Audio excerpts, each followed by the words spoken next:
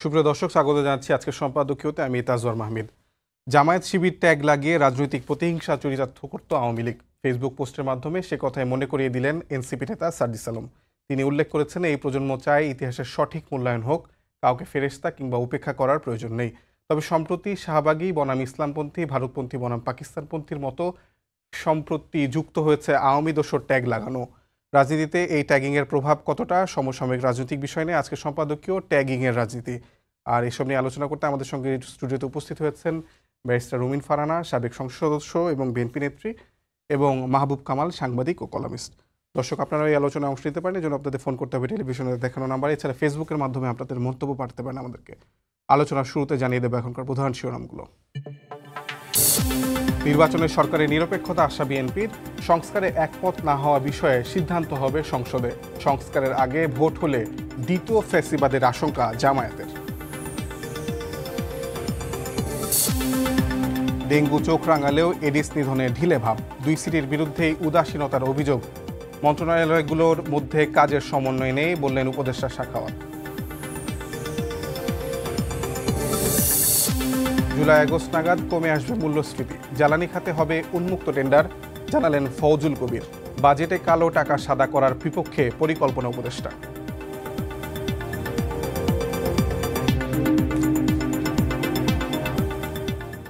আমরা আলোচনায় আসি। প্রথমে রুমিন আপা, আপনাকে দিয়ে শুরু করে। আপনারা আওয়ামী লীগের আমলে নানা ধরনের ট্যাগের শিকার হয়েছেন, কখনো পাকিস্তানপন্থী, এমনকি জিয়াউর রহমানকেও রাজাকার বলে অনেক আওয়ামী লীগ নেতা আসলে অভিহিত করেছেন।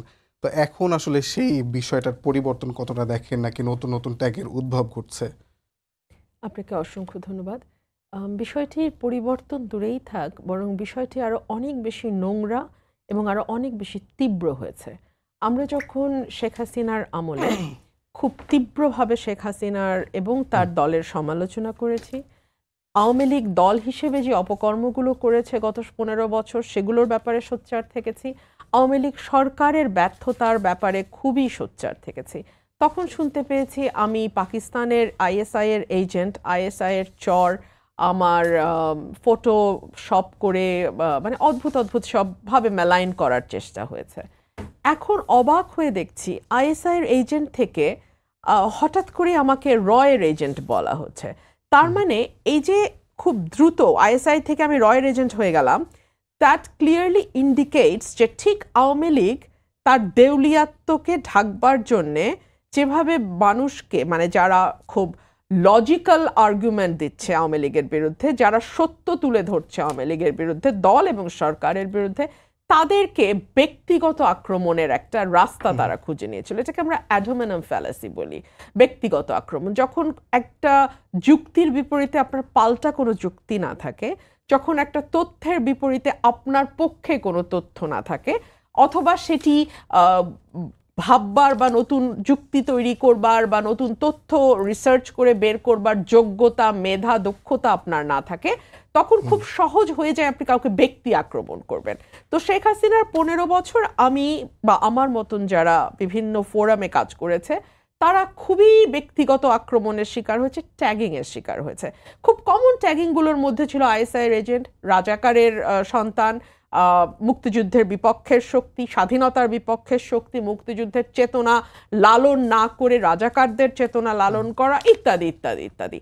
এখন খুব অবাক হয়ে দেখছি, যদি আপনি নির্বাচন চান, যদি আপনি সেই নির্বাচনের পক্ষে আপনার শক্ত যুক্তি তুলে ধরে বলেন যে বাংলাদেশের রাজনৈতিক, অর্থনৈতিক, সামাজিক, আইন শৃঙ্খলা, এই 4টি সেকশনের স্থিতিশীলতা আনবার জন্যে একটা নির্বাচিত সরকারের কোনো বিকল্প হতে পারে না।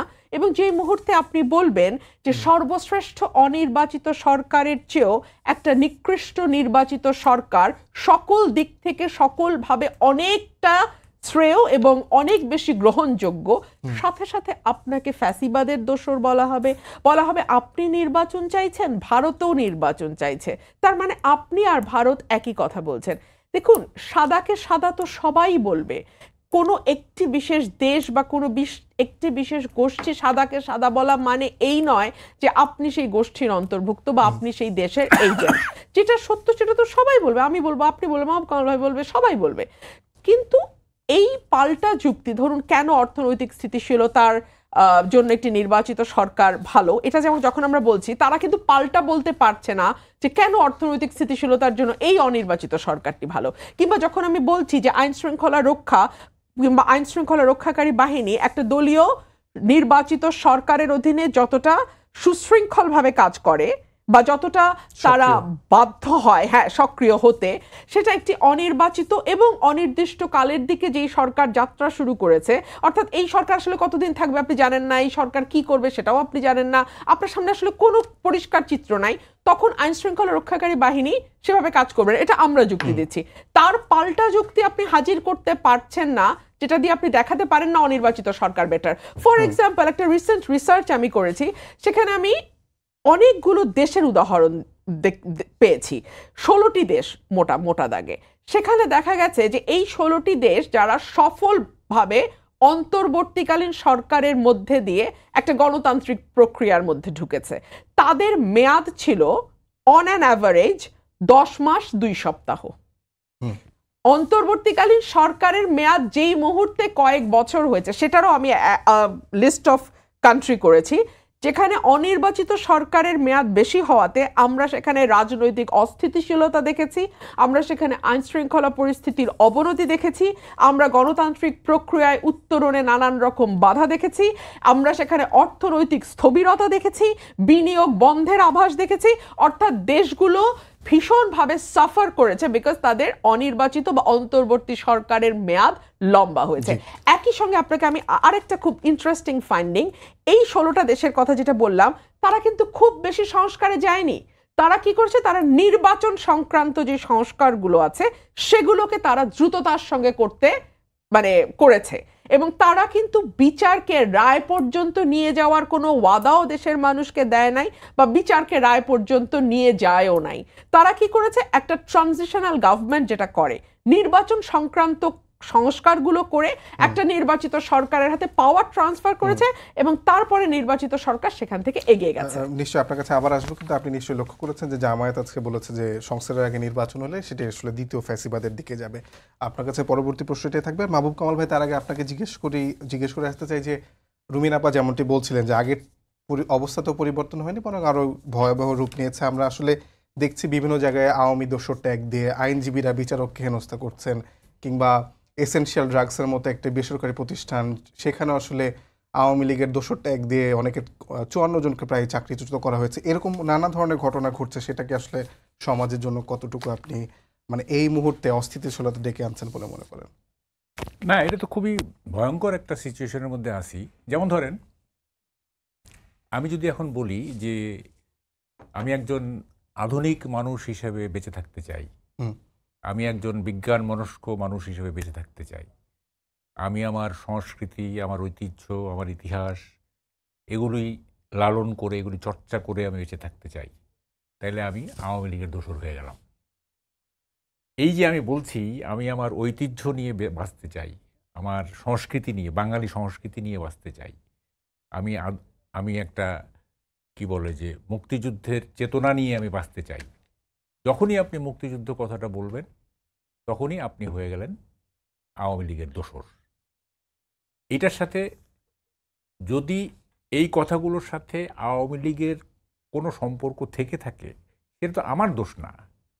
আমি কিভাবে বাঁচতে চাই, আমার উদ্দেশ্য কি, আমার জীবনের গাইডলাইন কি, সেটা আমি বলবো। সেইটা যদি আওয়ামী লীগের সাথে কোনো পয়েন্টে যদি মিলে যায়, তাহলে তো আমার তো কিছু করার নেই, তাই না? তো ফলে এই যে চলছে কথায় কথায় দোসর, এবং এই যে দেখেন একটা জিনিস আপনি খেয়াল করছেন, দেখবেন এরশাদের পতনের পরে একটা বের হয়েছিল, টার্ম বের হয়েছিল, সেটা হচ্ছে যে ব্ল্যাক লিস্ট। সেইটার একটা উদ্দেশ্য ছিল। উদ্দেশ্যটা হচ্ছে কি, ব্ল্যাক লিস্ট করে তার কাছ থেকে টাকা আদায় করা, তার কাছ থেকে চাঁদা আদায় করা। এটা কিন্তু আমরা দেখছি যে অমুক কাছ থেকে চাঁদা নিতে গেলে, অমুক কাছ থেকে মোটা অঙ্কের টাকা নিতে গেলে বলতে হবে যে তুমি এরশাদের অনুসারীদের যে ব্ল্যাক লিস্ট আছে সেই ব্ল্যাক লিস্টের মধ্যে তুমিও আসো। তো ফলে সে যে ব্ল্যাক লিস্টেড হওয়ার ভয়ে সে টাকা তখন তো ওই যে ছাত্র সংগ্রাম পরিষদ, দেখেন এগুলি বলতে হবে। এগুলি যখন ধরেন যে আমাদের আমানুল্লাহ আমান ছিলেন, তারপরে ধরেন যে হাবিবুর রহমান ছিল, তারপরে আরও অনেক ছাত্রনেতা ছিল, তখন তো কি ছাত্র সংগ্রাম পরিষদ যেটা, হ্যাঁ, সেইটা তো সব কিছু কন্ট্রোল করছে এবং এই জিনিসগুলো হয়েছে। এগুলো এই ব্ল্যাক লিস্টের তকমা দিয়ে, হ্যাঁ, মানুষের কাছ থেকে স্বার্থ আদায় করা। না, এখনো সেদিন একটা ইন্টারেস্টিং ঘটনা দেখলাম যে একজন ব্যবসায়িক পার্টনারের কাছ থেকে টাকা পায় 6 কোটি, সেটি যখন চেতে গিয়েছেন পাল্টা মামলা করে দিয়েছেন আওয়ামী লীগের দোষর বলে। শুনেন আমি বলি, আপনি খোঁজ নিয়ে দেখবেন ঢাকা শহরের বিগ বিজনেস হাউস একটাও পাবেন না, এভরি সিঙ্গেল কোনো না কোনোভাবে তাকে চাঁদা দিতে হয়েছে, কোনো না কোনোভাবে তাকে চাঁদা দিতে হয়েছে। আপনি খোঁজ নিয়ে দেখতে পারেন বিগ হাউস যেগুলো আর কি, হ্যাঁ। তো ধরেন যে চাঁদা একটা ধরেন প্রথম দিকের কথা বলছি, এখন তো এটা ডিকেইং, এদের এখন আর তেমন কোনো শক্তি নাই। তো প্রথম দিকে কি হয়েছে? প্রথম দিকে হয়েছে ধরেন যে একজন বি হাউসের মালিকের কাছে ফোন করলো কেউ, ধরেন সার্জিস কিংবা আমি বলছি না সার্জিসই, বা প্রথম র্যাঙ্কিং যারা আছে, এরা ফোন করলো যে আমাদের তো আমরা দল করতেছি, আমাদের তো টাকা পয়সার দরকার, হ্যাঁ। মানে সে এই ভয়ে থাকার কথা যে আমি যদি টাকাটা না দিই তাহলে কোনো না কোনোভাবে আমাকে স্বৈরাচারের দোষর হিসেবে আখ্যা দিয়ে দিতে পারে। এবং এটা কিন্তু খুব সোজা। যেমন ধরেন আমার একটা আছে যে আপনি যে কোনো সচিবকে, যে কোনো এডিশনাল সেক্রেটারিকে, যে কোনো সরকারি কর্মচারীকে আপনি স্বৈরাচারের দোষর বলতে পারবেন। কিভাবে জানেন? আপনি শুধু বলবেন যে কী ব্যাপার ভাই, আপনি 5 তারিখ সকাল পর্যন্তও তো পদত্যাগ করলেন না, আপনি তো হাসিনা রেজিমকে ফাংশন করতে সহযোগিতা করছেন, তাই না? যে সমস্ত সরকারি কর্মচারী 5 তারিখে পদত্যাগ করে নাই, কেউই তো পদত্যাগ করে নাই। তা পদত্যাগ করে নাই মানে কি? পদত্যাগ করে নাই মানে হচ্ছে সে ওই যে গভর্নমেন্টের মেশিনারি, সেটাকে ফাংশন করতে সহায়তা করছে কোনো না কোনোভাবে, সে স্বৈরাচারের দোষর। আপনি মানে এটা তো লজিক্যালি সে স্বৈরাচারের দোষর হয়ে যাবে, তাই না? তা আপনি তো এই ট্যাগ তাকে দিতেই পারেন, তাই না? এখন সার্জিস আলম আজকে যে পোস্ট দিয়েছেন সেখানে দেখা যাচ্ছে যে তিনি আসলে ট্যাগিং এর ঊর্ধ্বে উঠতে চাচ্ছে, বা এই প্রজন্ম আসলে ঊর্ধ্বে উঠতে চাচ্ছে এতদিনে মানে এটা কি বলবো আর, মানে আমাদের দেশে হয়েছে কি জানেন, এটা সকাল বিকালের দেশ হয়ে গেছে। সকাল বিকালের দেশ মানে কিরকম, আপনি আজকে একটা কথা বলতেছেন, 2 দিন পর জাস্ট রিভার্স একটা কথা বলবেন, এবং এগুলোর কোনো মানে জবাবদিহিতা নাই, কিছু নাই, মানে যখন তখন যা খুশি বলে দিতে পারে। যেমন ধরেন একটা ছোট্ট উদাহরণ দিই, যেমন ধরেন সাবেক রাষ্ট্রপতি হামিদ সাহেব, না, হামিদ সাহেব যখন চলে গেলেন তখন স্বরাষ্ট্রমন্ত্রী বললেন যে তাকে ইন্টারপোলে নিয়ে আসা হবে, ঠিক আছে? বিশাল একটা অঘটন ঘটে গেছে দেশে, একটা স্বৈরাচারের দোসর পালায় গেছে, অমুক তমুক, কয়েকজন ভিকটিমও হয়েছে। তারপরে এখন হামিদ সাহেব যখন ফিরে এলেন তখন উনি বলতেছেন যে তার বিরুদ্ধে তো কোনো অপরাধ নাই, তাকে কিভাবে আমরা তাকে আমরা গ্রেপ্তার করব, বা কিভাবে তার বিরুদ্ধে আইন করব, তার কোনো অভিযোগ নাই। তাইলে আপনি কেন বলছিলেন যে ইন্টারপোলে নিয়ে আসা হবে? তাহলে নিশ্চয়ই ওখানে একটা কনস্পিরেসি ছিল যে হামিদ সাহেবের এইটাকে ক্যাশ করে আওয়ামী লীগকে নিষিদ্ধকরণের একটা মানে কি বলে যে ইস্যু করা হয়েছিল, তাই বুঝতে হবে। তাহলে আপনি যেখানে আপনি বলতেছেন তাকে ইন্টারপোলে নিয়ে আসা হবে, এই অপরাধীকে, এই দোসরকে, পরে আসলো সে নিজ ইচ্ছায়, তারপরে আপনি বলতেছেন যে তার বিরুদ্ধে যেহেতু কোনো অভিযোগ নাই সুতরাং আমরা করবো। তাহলে এটা কি হলো? মানে সকাল বিকাল একেবারে, মানে কনসিস্টেন্সি বলতে যেটা বলে আর কি, বা একটা যে কোনো একটা বিষয়ে দৃঢ় থাকা, অ্যাসার্ট করা, হ্যাঁ, ইন্টিগ্রিটি কার মধ্যে তো কোনো ইন্টিগ্রিটি নেই। ধন্যবাদ। আমি আবার আপনার কাছে আসবো, রুমিন আপনার কাছে একটু আসতে চাই। আপনি যখন বলছিলেন যে আপনাকে আইএসআই থেকে রয়ে রূপান্তর করা হয়েছে, তখন আজমিরি হক বাঁধনের কথা মনে পড়ছিল। তিনি কয়েকদিন আগে একটা এরকম স্ট্যাটাস দিয়েছেন যে আইএসআই, সিআইএ সব কিছুই ট্যাগ দেওয়া হয়েছে। কিন্তু প্রশ্ন হচ্ছে যে আপনি নিশ্চয়ই লক্ষ্য করেছেন যে কিছুদিন আগেই আপনাদের দলের কতজন আইনজীবী, আপনি যেহেতু একজন আইনজীবী ও একজন বিএনপি নেত্রী, আপনাদের দলের কয়েকজন আইনজীবী একজন বিচারককে তার মক্কেলের বিরুদ্ধে রায় গেছে বলে তাকে আওয়ামী দোসর বলে আদালতের মধ্যে হেনস্থা করেছে। তো এই ঘটনায় তো আপনারা আসলে পার্টিসিপেন্ট কিনা ট্যাগিং এর এই রাজনীতিতে? দলগতভাবে নিশ্চয়ই নয়, তবে এত বড় একটি দল, এই দলটিতে কেউ কোনো রকম কোনো বিচ্যুতি বা বিশৃঙ্খলা করবে না সেটার গ্যারান্টি আমরা দিতে পারবো না। আমাদের যেটা দেখতে হবে সেটা হচ্ছে দল এই ব্যাপারগুলোতে ব্যবস্থা নিচ্ছে কিনা। ইতিমধ্যে আমাদের দলে প্রায় 3,500-4,000 কর্মী নেতা বহিষ্কার হয়েছে।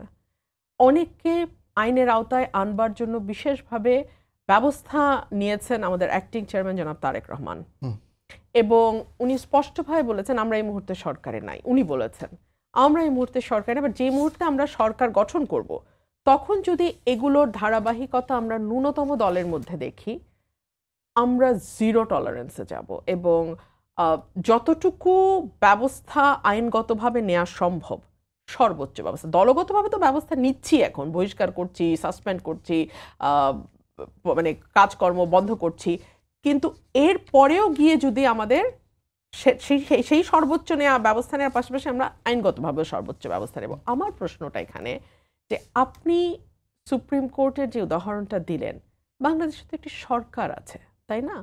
সুপ্রিম কোর্ট বলুন কিংবা ধানমন্ডির রাস্তা বলুন, হাইকোর্ট বিভাগের বারান্দা বলুন কিংবা আপনি মতিঝিলের অফিস পাড়া বলুন, সেটাই আপনি বলুন, প্রতিটি ক্ষেত্রে যারা আইন ভঙ্গ করছে, শৃঙ্খলা নষ্ট করছে, কোনো রকম কোনো ফৌজদারি অপরাধ করছে, কারণ এগুলো সবই ফৌজদারি অপরাধ, তার ব্যাপারে যথাযথভাবে ব্যবস্থা নেওয়ার দায়িত্ব তো সেই সরকারের। কিন্তু মানে বার কাউন্সিলে বিএনপি যে পরিমাণ বা বিএনপি আইনজীবীদের যেরকম আধিপত্য, বা সেখানে একচেটিয়া তাদের যে পাওয়ার প্র্যাকটিসের জায়গায় এমনও শোনা যাচ্ছে যে আসলে মানে কিছুদিন আগে এনসিপির পক্ষ থেকে একজন আইনজীবী লড়েছিলেন, তিনি অভিযোগ করেছেন যে বিচারককে এমন হুমকি দেওয়া হয়েছে যে আপনি যদি মানে পরবর্তীতে বসতে পারবেন কিনা বিচারকের চেয়ারে সেটা আমরা দেখব, এরকম হুমকিও আসছে।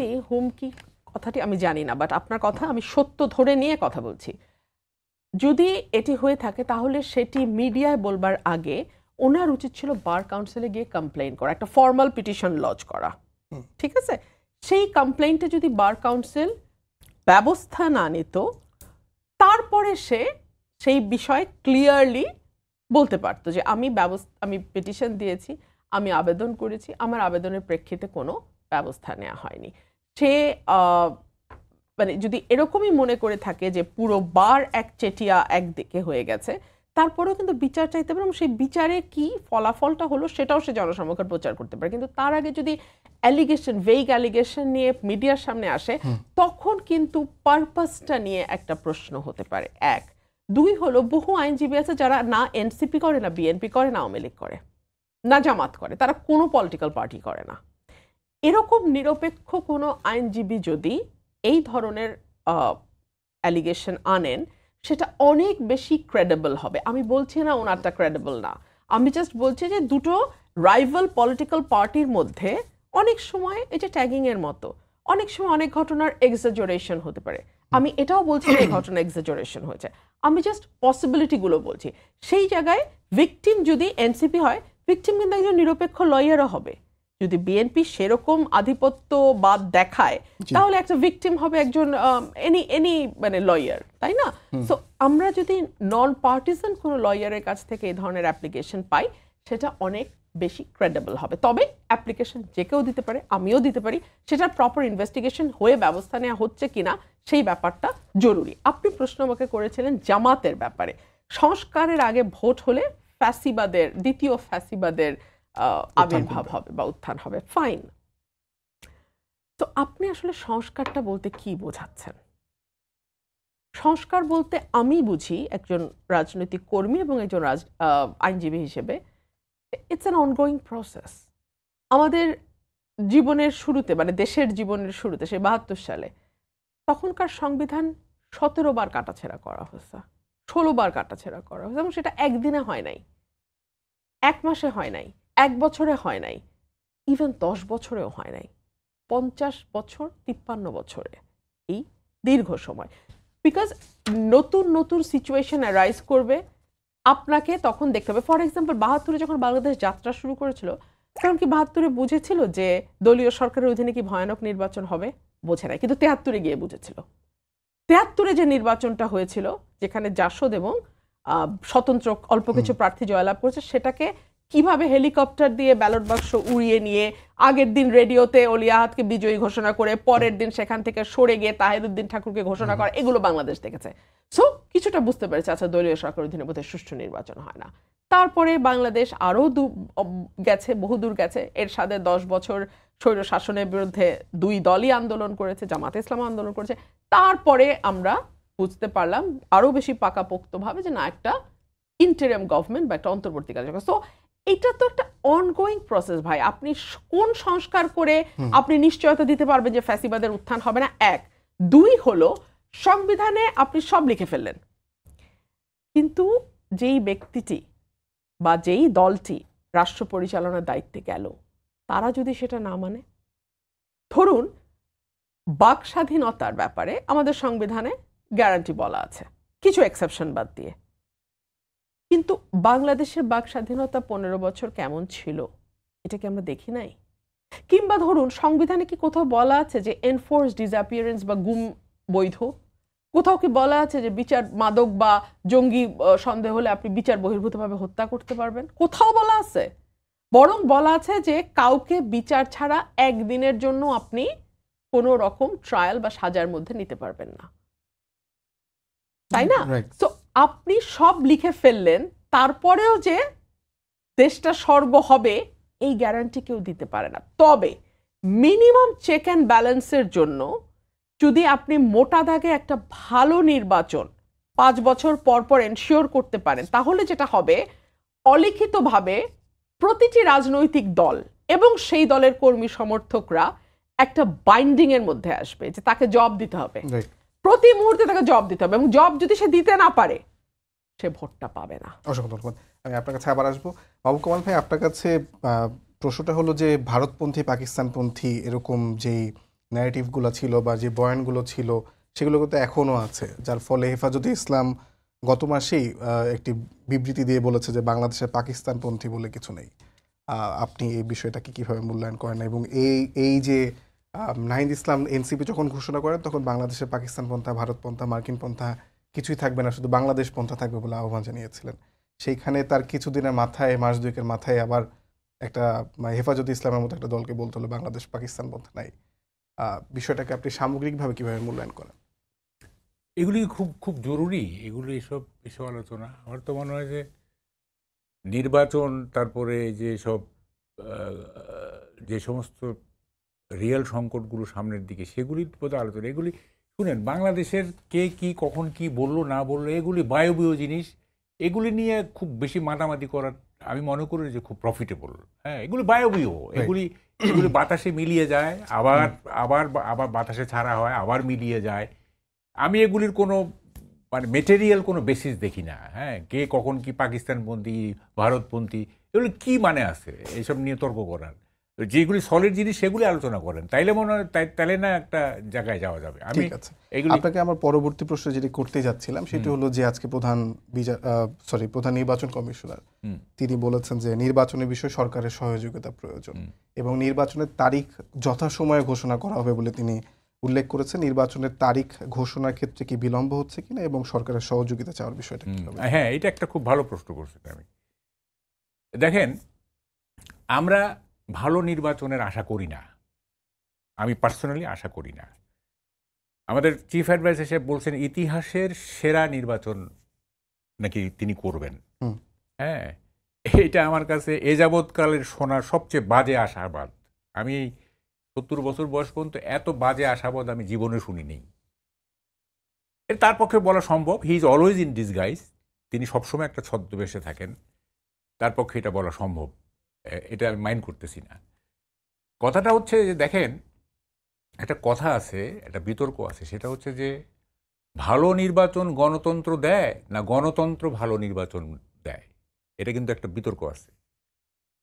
আমাদের দেশে হয়েছে কি, আমাদের দেশে একটা প্যারাডক্স আছে, সেটা হচ্ছে যে গণতন্ত্র নেই বলে ভালো নির্বাচন হয় না, আবার ভালো নির্বাচন হয় না বলে গণতন্ত্র পাওয়া যায় না। এটা একটা চক্রাবৃত্ত হয়ে গেছে আর কি। হ্যাঁ, এটা একটা সাইকেল হয়ে গেছে আর কি। এই যেমন ওই কবিতার মতো, ওই যে টাকা নেই তাই চাকা নেই, তাই টাকা নেই তাই চাকা নেই। মানে টাকা নেই বলে কারখানার চাকা বানানো যাচ্ছে না, আবার কারখানার যেহেতু নাই তাই টাকা হচ্ছে না, ফলে আবার কারখানা নাই। মানে টাকা হইলে কারখানা হবে, কারখানা হইলে আবার টাকা হবে, কিন্তু সেটা না, টাকা নাই কারখানাও নাই, কারখানা নাই যেহেতু টাকা নাই, আবার কারখানা নাই। এটা একটা সাইকেল। তো আমাদের এখানে হয়েছে কি, গণতন্ত্র নাই বলে ভালো নির্বাচন নাই, ভালো নির্বাচন নাই বলে গণতন্ত্র নেই। এটা একটা সাইকেল হয়ে গেছে। এটা আমি কখনো এটা আশা করি না। দেখেন, চিফ ইলেকশন কমিশনার বলতেছেন যে সরকারের সহযোগিতা লাগবে। কেন এতদিন পরে কেন? আপনি তো প্রথম দিকে বললেন যে আমরা মানে সব কিছু করে ফেলবো, আমরা নিরপেক্ষ, আমরা এইটা আমরা নিজেরা করতেছি, সেলফ ফাংশনিং, অমুক তমুক কত কিছু বলছেন। আজকে এসে বলতেছেন যে কি বলে সরকারের সহযোগিতা লাগবে। কি কারণে এই এই মানে এই ইয়েটা কেন, মানে ডিগবাজিটা কেন? দেখেন, এটা বুঝতে হবে ভালো নির্বাচনে আমি কেন বললাম যে আমি আশাবাদী না, এটা আমি একটু ব্যাখ্যা করি। আমি মোটেও আশাবাদী না, এবং আমি ছদ্মবেশ ধারণ করতে রাজি না ইউনূস সাহেবের মতো। একটা ভালো নির্বাচনের জন্য 5টা মেজর স্টেক হোল্ডার আছে। একটা হচ্ছে নির্বাচন কমিশন, 2 নম্বর হচ্ছে সরকার, 3 নম্বর হচ্ছে রাজনৈতিক দল, 4 নম্বর হচ্ছে আইন শৃঙ্খলা এবং প্রশাসন, 5 নম্বর হচ্ছে ইলেকটোরেট মানে নির্বাচক মণ্ডলী যারা ভোট দেবে। এই তো 5টা স্টেক হোল্ডার, তাই না? এখন সবচেয়ে বড় স্টেক হোল্ডার যেটা, সেটা হচ্ছে নির্বাচক মণ্ডলী, অর্থাৎ যারা ভোট দেবে। এই বাকি 4টা মিলে হচ্ছে 50%, আর নির্বাচক মণ্ডলী একাই 50%। নির্বাচক মণ্ডলী যদি ডেমোক্রেটিক আচরণ করে, গণতান্ত্রিক আচরণ করে, তারা যদি মানে জাল ভোট না দিতে চায়, তারা যদি বুথ ক্যাপচার করতে না চায়, তাইলে কিন্তু এই জিনিসগুলোর আর কোনো প্রয়োজনই পড়ে না। নির্বাচন কমিশনের প্রয়োজন পড়ে না, সরকারের প্রয়োজন পড়ে, কি প্রয়োজন পড়ে না। তাহলে নির্বাচক মণ্ডলী যদি 50% হয়, মানে একটা ভালো নির্বাচন করার ক্ষেত্রে 50% শর্ত হয়, তাইলে এগুলি আর তেমন কোনো প্রয়োজন পড়বে না। আমাদের নির্বাচক মণ্ডলী কি ওই জায়গায় আছে যে তারা ডেমোক্রেটিক আচরণ করবে? এই 10 মাসে যে জিনিসগুলো কালচার করা হয়েছে, যে জিনিসগুলো চর্চা করা হয়েছে, যে মব ভায়োলেন্স, যে মব কালচার শুরু হয়েছে, মানে চর্চা করা হয়েছে, আমাদের নির্বাচক মণ্ডলী কি নির্বাচনের দিন ডেমোক্রেটিক আচরণ করবে? যদি না করে, তাইলে একটা নির্বাচন কমিশন তার 5 জন সদস্য তারা কি করতে পারবে আমাকে বলেন। এই যে বিশাল মানে কি বলো এটা, ভাস্ট অশেন অফ হিউম্যানিটি, বিশাল জনসমুদ্র, 18 কোটি লোকের দেশ, সেইখানে আপনি 5 জন নির্বাচন কমিশনার দিয়ে আপনি ভালো নির্বাচন করতে চাচ্ছেন, কিন্তু আপনার ইলেকটোরেট হয়ে গেছে, আপনার নির্বাচক মণ্ডলী হয়ে গেছে উদ্ধত, আপনার নির্বাচক মণ্ডলী হয়ে গেছে যে কোনোভাবে হোক অপোনেন্টকে পরাস্ত করতে হবে, যে কোনোভাবে হোক জিততে হবে। এটা হয়ে গেছে আমাদের নির্বাচক মণ্ডলী। আমরা কি দেখছি গত এই 10 মাসে বিএনপির অভ্যন্তরীণ কোন্দলে কতজন লোক মারা গেছে, এবং এই অভ্যন্তরীণ 130 জন প্রায়, হ্যাঁ 130 জন প্রায়। আচ্ছা, এই অভ্যন্তরীণ কোন্দলগুলি কেন, কি কারণে? শুধু যে মানে মানে টাকার ভাগাভাগি তো না, এইটা আধিপত্য বিস্তারটা হচ্ছে মেইন। আধিপত্য বিস্তার কেন? যে আমি কিংবা আমার লোক আগামী নির্বাচনে প্রতিনিধি হবে, নমিনেশন পাবে, উনি জিতবে, তারপরে ওনাকে কেন্দ্র করে আমরা একটা বলয় তৈরি করব, তাই তো? এই তো হয়ে গেছে নির্বাচক মণ্ডলী, তাই না? এবং এই নির্বাচক মণ্ডলীকে কে শান্ত করবে? 1। 2 নম্বর হচ্ছে আমাদের যে চিফ অ্যাডভাইজার, উনি তো নির্বিকার একটা লোক, উনি একটা নির্বিকার লোক, উনি তার মধ্যে কোনো মানে সেন্সেশনাল কোনো অর্গান আছে কিনা আমার মানে সন্দেহ আছে। তার সেন্সেশনাল অর্গান অন্য কাজে হাইপার অ্যাক্টিভ হয়ে যায়, আবার যেটা মানে কি প্রয়োজনীয় জায়গাগুলো সেখানে উনি একেবারে ইনঅ্যাক্টিভ। কোনো জায়গায় উনি ইনঅ্যাক্টিভ, কোনো জায়গায় উনি হাইপার অ্যাক্টিভ। এটা একটা অদ্ভুত চরিত্র রে ভাই। মানে আমরা তো কিন্তু সরকারের পক্ষে থেকে কি কোনো ধরনের আপনি দেখেন কিনা যে তারা আসলে পার্শিয়াল আচরণ করবেন, তেমন তো কোনো ইঙ্গিত ইতিমধ্যেই তো এই সরকারকে মানে সরকারের নিরপেক্ষতা নিয়ে প্রশ্ন তো অনেক আগে থেকেই উঠছে। যে তারা প্রথম তো আমাদের চিফ অ্যাডভাইজার প্রথম বক্তব্য কি ছিল পাওয়ার টেক ওভারের পরে, যে ছাত্ররা আমার নিয়োগকর্তা। আমার শেষ প্রশ্ন আপনার কাছে এটাই থাকবে, আমি আপনার কাছে আবার আসবো। তার আগে রুমিন আপা, আপনার কাছে আমি শেষ প্রশ্ন করতে চাই। যেমনটি বাবু কামাল ভাই বলছিলেন যে আপনাদের অভ্যন্তরীণ কোন্দলে একটু আগেও আজকেও আসলে নরসিংদীতে একজন ছাত্রদল কর্মী নিহত হয়েছেন। ছাত্রদলের অপর কর্মী একজন তাকে গুলিবিদ্ধ করেছিলেন এবং চিকিৎসাধীন অবস্থায় তিনি কিছুক্ষণ আগে মৃত্যুবরণ করেছেন। এবং ছাত্রদলের এ নিয়ে সম্ভবত 42 বা 40-এর বেশি ছাত্রদল কর্মী নিহত হয়েছেন, এবং গত 10 মাসে 130 জনের মতো বিএনপি কর্মী নিহত হয়েছে। এই যে আপনি যেটাকে মাহবুব কামাল ভাই উদ্ধত জনগোষ্ঠী বলছে, সেটাকে আপনারা নির্বাচনের সময় নিয়ন্ত্রণ করবেন কিভাবে? দেখুন, এত বড় একটি দল, আপনি যদি এর কর্মী সমর্থক 33% আমরা ধরি, হ্যাঁ, সেটা যেহেতু গত 15 বছর ভোট হয় না, আমি বলতে পারবো না 33% আছে না, সেটা 40-তে গিয়ে ঠেকেছে। যদি আমি 33% ধরি মিনিমাম বিএনপির কর্মী সমর্থক ভোটার সব মিলিয়ে, সেটাও 18 কোটি মানুষের দেশে কত কোটি আসে? 6 কোটির বেশি। এই পর্যায়ে আপনার একটা প্রশ্ন একটু জুড়ে দিই, সেটা হলো যে জামায়াতের যিনি সেক্রেটারি আছেন মিয়া গোলাম পরোয়ার, তিনি বলছেন যে চারিদিকে আসলে দাঁড়িপাল্লার একটা জয় জয়কার তৈরি হয়েছে। অপরদিকে এনসিপির নেতা, আপনি নিশ্চয়ই খেয়াল করেছেন, তিনি বলেছেন যে বিএনপি 50 থেকে 100টার আসন বেশি পাবেন না। সেটি নিয়ে আপনি কিছু বলবেন? না, হাস্যকর মন্তব্য নিয়ে কথা বলার কিছু না। আমি যেটা বলছিলাম যে আপনি যদি 18 কোটি মানুষ বা 20 কোটি মানুষের দেশও ধরেন, 33% মানে 7 কোটির কাছাকাছি। তো 7 কোটি মানুষের মধ্যে 42 জন মানে হত্যাকাণ্ডের শিকার হচ্ছে, অত্যন্ত দুঃখজনক। একজন হত্যাকাণ্ডের শিকার হওয়া দুঃখজনক, কিন্তু ক্ষমতায় কি বিএনপি আছে? বিএনপি যদি ক্ষমতায় থাকতো, তাহলে যদি আইনগত ব্যবস্থা নেওয়া না হতো, তখন আপনি বলতে পারতেন। একটা সমাজ বা একটা দেশ অপরাধ শূন্য হয়ে যাবে, এটা কোথাও হয় না। স্ক্যান্ডিনেভিয়ান কান্ট্রি অপরাধ শূন্য না, অপরাধ কম হয়, কিন্তু অপরাধ হয়। আমি বাংলাদেশে একটাও অপরাধ হবে না, বিএনপির অভ্যন্তরীণ কোন্দলে কোনোদিনও মারামারি হবে না, বিএনপির অভ্যন্তরীণ কোন্দলে মানে কোনো রকম কোনো সহিংস ঘটনা কখনো ঘটবে না, এই গ্যারান্টি ভাই আমি কোনোদিন দিতে পারবো না আপনাদেরকে, কোনোদিন আমি দিতে পারবো না। আমি আমার রাজনীতির জীবনে আমি দেখেছি, ইভেন আপনি চিন্তা করে দেখেন, সেই মানে 50s 60s যখন পাকিস্তান আমল ছিল, তখনও তো রাজনৈতিক সমাবেশে গোলমাল হয়েছে। এটা তো নতুন কিছু না। হ্যাঁ, আমার বাবার কাছ থেকেও আমি ওই গল্প শুনেছি, এবং অভ্যন্তরীণ কোন্দলও হয়েছে, তাই না? পার্লামেন্টে মারামারি হয়, পার্লামেন্টে চেয়ার ছোড়াছুড়ি হয়, বহু সভ্য দেশে হয়। সুতরাং কোন্দল জিরো হবে, কোনো রকম সহিংসতা হবে না, কোনো রকম মারামারি, এটা হতে পারে না। কিন্তু আপনি কতটা কন্ট্রোল করতে পারছেন দলগতভাবে, যেটা আমরা করছি, এটা সরকার জবাব দেখ, নির্বাচন কমিশন জবাব দেখ, পুলিশ জবাব দেখ। তারা তো সরকারের অধীনে, তারা তো বেতনভুক্ত, তারা তো ওয়াদাবদ্ধ, তারা তো শপথবদ্ধ, তারা জবাব দেখ। এটা জবাব তো আমি দায়িত্ব নেব না, এই জবাব তো বিএনপি দায়িত্ব নেবে না। বিএনপি কেন দায়িত্ব নেবে? বিএনপি তো বুথ দখল হবে কিনা সেগুলো তো আসলে জবাব দিতেই পারে। বুথ দখল হবে না, কারণ আমি বিশ্বাস করি মোটামুটি সুষ্ঠু নির্বাচনও যদি হয়, মোটামুটি বিএনপি অ্যালার্মিংলি বেশি সিট পাবে। মানে যেটা অনেকের মধ্যে ভয় তৈরি করতে পারে যে এত ওভারওয়েলমিং মেজরিটি। এবং এটা নিয়ে আমি আপনাকে এটুকু বলতে পারি, বিএনপির মানে হাই কমান্ড এবং ডিসিশন মেকিং বডি যারা আছেন, তারাও এই ব্যাপারে ওয়েল অ্যাওয়্যার অফ, যে এত ব্রুট মেজরিটি নিয়ে পার্লামেন্টে যাওয়ার পরে বিরোধী দলের অবস্থা কি হবে, কারা থাকবে বিরোধী দল। এটা এখন বাংলাদেশের মানুষের মূল চিন্তা, বিরোধী দলে কে যাবে। আমার মনে হয় জামাত বা এনসিপি যদি নিজেদের মধ্যে ওইটা ফয়সালা করে যে তাদের মধ্যে কে যাবে, মানে 20টা সিট না 15টা সিট বিরোধী দল হবে, বেটার তারা সেটা নিয়ে আলোচনা করবে। অসংখ্য ধন্যবাদ।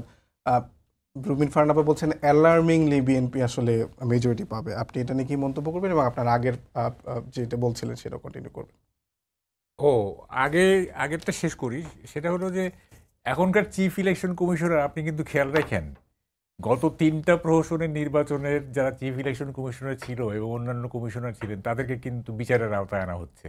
একটু খেয়াল রাখেন এবং নির্বাচনটা যতটা সম্ভব ভালো করার চেষ্টা করে, তা না হলে আপনারও কিন্তু এই পরিণতি হবে, 5 বছর পরে হোক আর 10 বছর পরে হোক। আপনি জানেন এই তিন ইলেকশন কমিশনার, কিন্তু প্রধান নির্বাচন কমিশনার বা নির্বাচন কমিশনে তো বেশি অভিযোগ আসলে এনসিপির, যে তারা আসলে নিউট্রাল। না, ইলেকশনের দিন মানে কি পারফরমেন্স সেটা না আমরা দেখবো। এখন কি হচ্ছে না হচ্ছে এগুলি বায়বীয়, এগুলি শুনে লাভ নেই। ওই যে আগে বললাম না যে হেফাজত কি বলছে এগুলো সব বায়বীয় ব্যাপার। এখন কে কি বলতেছে ইট লিটল ম্যাটার্স। যেটা ম্যাটার করবে সেটা হচ্ছে ইলেকশনের সময় তারা কি পারফর্ম করবে, সেটা আমরা দেখব। আচ্ছা, এখন দেখেন ব্রুট মেজরিটির কথা না, দেখেন আমি সবসময় গত 10 বছর যাবৎ আমি পিআর সিস্টেমের পক্ষে ওকালতি করে আসতেছি, প্রপোর্শনাল রিপ্রেজেন্টেশন, যাতে ব্রুট মেজরিটি কেউ না পায়। হ্যাঁ, ব্রুট মেজরিটি পেলে কি হয় এটা আমরা দেখছি। রুমিনদের দল যখন 2001 সালে ব্রুট মেজরিটি পেল, কি হয়েছে আমরা দেখছি। আবার 2009 আওয়ামী লীগ যখন ব্রুট মেজরিটি পাইছে, কি হয়েছে আমরা দেখছি। ব্রুট মেজরিটি আবার দেখেন, এই যে 91-এ যে মানে এই বিএনপি যে মার্জিনালি দখল গভর্নমেন্ট ফর্ম করলো, কত সুন্দর চলছে। আবার 96-এ যখন আওয়ামী লীগ ধরেন এক ধরনের মার্জিনাল, তাই না, ওই যে আসম রপ নিয়ে কত সুন্দর চলছে 5 বছর, তাই না, এই 10 বছর সুন্দর চলছে না, কারণ ব্রুট মেজরিটি নাই। যখনই ব্রুট মেজরিটি হয়ে গেল, তখনই দেখেন যে তখন তো মানে কি সারা দেশ আমার পক্ষে। জি, মিসেস জিয়া ভাবতেছেন যে সারা দেশ আমার পক্ষে, তারেক রহমান ভাবতে সারা দেশ, এদিকে হাসিনা 2009 সালে সারা দেশ আমার পক্ষে। এখন এইটা ধন্যবাদ ভাই, আমরা মানে আসলে আর বাড়াতে পারছি না, না, আসলে এটা অসংখ্য পিয়ার ধন্যবাদ। সিস্টেমে আমাদেরকে যেতে হবে। যেতে হবে, অসংখ্য ধন্যবাদ। পিআর সিস্টেমে যাওয়ার দিকে আসলে মাহবুব কামাল ভাই জোর দিচ্ছেন। অসংখ্য ধন্যবাদ আপনার দুজনকে, সবাইকে ধন্যবাদ জানিয়ে শেষ করছি আজকের সম্পাদকীয়। আগামীকাল আবারও দেখা হবে একই সময়ে। শুভরাত্রি।